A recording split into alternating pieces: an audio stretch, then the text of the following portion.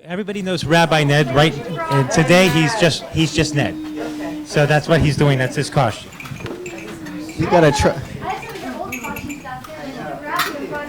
I've got to try harder next year, gosh. I don't have that much to say. A couple of things. Purim, the name Purim, as you know, is Hebrew for luck. It's plural. I-am ending is always plural in Hebrew. So Pur is lot or luck, and Purim is luck or lots. And the interesting thing is the name of that book is really what the story is not about, because it's not luck, it's not happenstance, but it's something called providence. That God is working behind the scenes of the ordinary events of everyday life and bringing about his purposes. So life is not luck.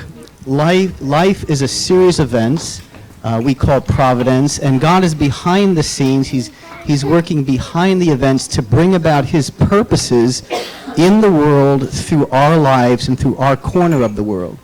The other thing I want to say too is, you could say that roughly speaking, Esther teaches us how to pray. How does she teach us how to pray? It's not really what we say when we pray, it's our position. So Esther teaches us to utilize our position as kings, sons, and daughters, right? And the clout and the authority that we have when we recognize and we move in that position with knowledge in faith. So Esther teaches us how to intercede before God. Mordecai, in a sense, you could say, teaches us how to take a stand in the unseen conflict. Because the conflict is raging all the time. We can't see it.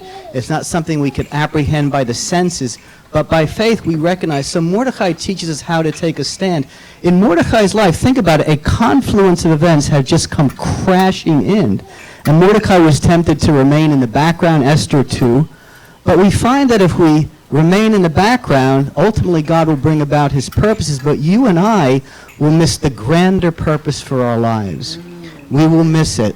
And God will see his purposes, but you and I will miss our purpose, our play. I always say every believer has a future, but not every believer has a destiny. A destiny comes with acting in faith with God and working in concert with him. The other thing, if you sum up the entire book, I guess you could say that it is God's purpose to bring about salvation in our corner of the world, not through the miracles so much, not through the crossing of Red Sea experiences, but really through the ordinary events of everyday life. So if we want to bring God's salvation, if you and I want to bring God's salvation to our corner of the world, it's not so much the miracles, it's not so much these great crossing of Red Sea experience, as it is you and I just knowing, just realizing our mission, our call in life, and then acting on it. Amen. That's to say, to encapsulate the book. So think about it.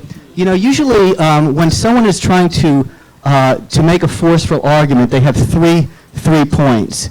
And each point builds upon each point. And the last point usually is the most powerful, and that's the motivator. So Mordecai approaches Esther, right? And she says, basically, you need to honor, you need to honor the Lord by coming into the place and saving the Jewish people. And then the second point was, if you don't do that, you're going to end up being killed anyway, and your people. And then the final point was, but who knows whether you have, whether God has, whether the position that you have is for the purpose of saving your people. Think about it. The most powerful point that Mordecai is telling Esther is not the first one. It would seem like the first one sometimes, to save your people, and if you don't, they'll be destroyed.